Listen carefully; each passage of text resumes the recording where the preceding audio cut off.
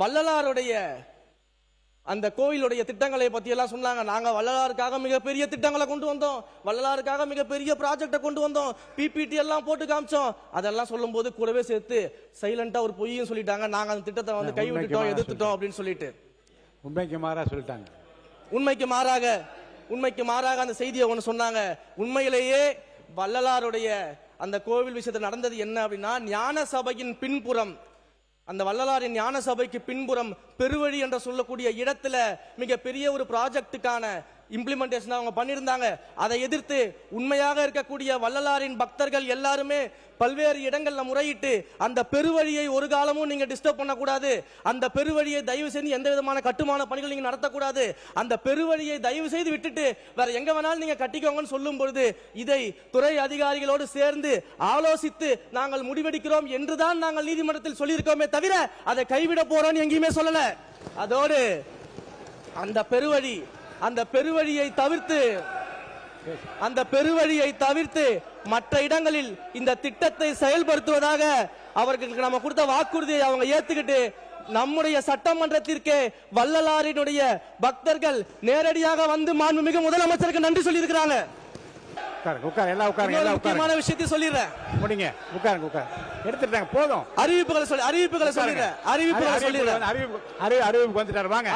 சொல்லிடுறேன். வாங்க. அதே மாதிரி மாண்புமிகு அறிவிப்புகள் சொல்ற உட்காருங்க. எடுத்துட்டாங்க சார். இங்க மாண்புமிகு உறுப்பினருக்கு அவர் பேசின உடனே கையை காமிச்சிட்டேன். நீங்க எல்லாம் எழுந்து குரல் கொடுத்த காரணம் பதில் சொல்ல நீக்கியாச்சு. இருங்க, அது அவை குறிப்பு, அந்த வார்த்தை அவைக்கு நீக்கியாச்சு. இருங்க, அவர் சொன்னவற்றில் ஏதாவது விளக்கம் கொடுப்பது அவசியம் என்று கருதினால் மாண்புமிகு உறுப்பினர் சேகர் பாபு அவர்கள் இப்ப சொல்லலாம். மாண்புமிகு பேரவைத் தலைவர் அவர்களே, சிவன் சொத்து குலநாசம் என்பதை நாங்கள் தெளிவாக அறிந்தவர்கள். அவர் சொல்லுவதை போல் இந்த ஆடிட் செய்கின்ற விவகாரம் அந்தந்த துறை சார்ந்த அதிகாரிகளை சார்ந்தது. இந்த ஆடிட் மத்திய அரசு தன்னுடைய கையிருப்பிலே வைத்துக் கொள்ள வேண்டும் என்று முனைந்த போது அந்த ஆடிட்டை தமிழக அரசு தான் செய்யும் என்று போராடி வாதாடி தமிழக அரசின் சார்பில் ஆடிட்டை நிர்ணயம் செய்து நாங்கள். இவர் எந்த அறங்காவலர் குழு உறுப்பினருடன் வந்து அழுதார் என்று கேட்டு விளக்கினால் அதற்கு பொறுப்பேற்க நாங்கள் தயாராக இருக்கிறோம். வாய் புளித்ததோ மாங்காய் புளித்ததோ என்ற குற்றச்சாட்டுகளை அவைத்தலைவர் அவர்கள் தயவு செய்து பதிவு செய்யக்கூடாது.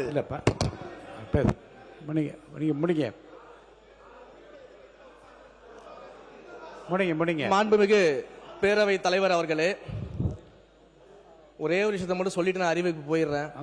சிவன் சொத்து கொலநாசம் என்பதை அறிந்தவர்கள் நாங்கள் என்று சொல்றாங்களே, இந்து சமய அறநிலையத்துறையின் சார்பில் இந்த பட்ஜெட்டுக்கான அறிவிப்புகளை மாண்புமிகு தமிழ்நாடு முதலமைச்சர் அவர்களுடைய ஆசிகளோடு இந்த மன்றத்தில் அறிவிப்புகளை நான் வெளியிட கடமைப்பட்டிருக்கிறேன்.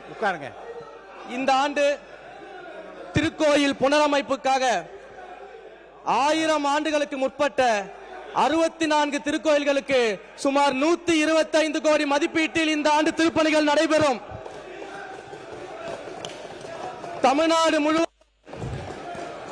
தமிழ்நாடு முழுவதும் சிதிலமடைந்த திருக்கோயில்களை தேர்வு செய்து சுமார் 150 திருக்கோயில்களுக்கு 85 கோடி மதிப்பீட்டில் இந்த ஆண்டு திருப்பணிகள் நடத்தப்படும்.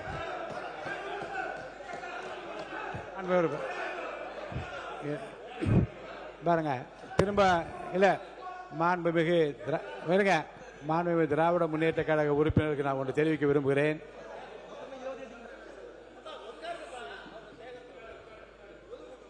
மாண்புமிகு உறுப்பினருக்கு ஒன்று சொல்லுகிறேன். அவர் சில கருத்துக்களை சொன்னார். அரசு என்னென்ன செய்துன்னு வரிசையாக சொல்லிக்கொண்டே வந்தார். ஒரு வார்த்தை வந்து நீக்க வார்த்தை கையை காட்டின நீக்கிவிட்டேன். இருங்க, நீங்க அப்படி குறுக்க பாருங்க, நீங்க குறுக்க பேசக்கூடாது.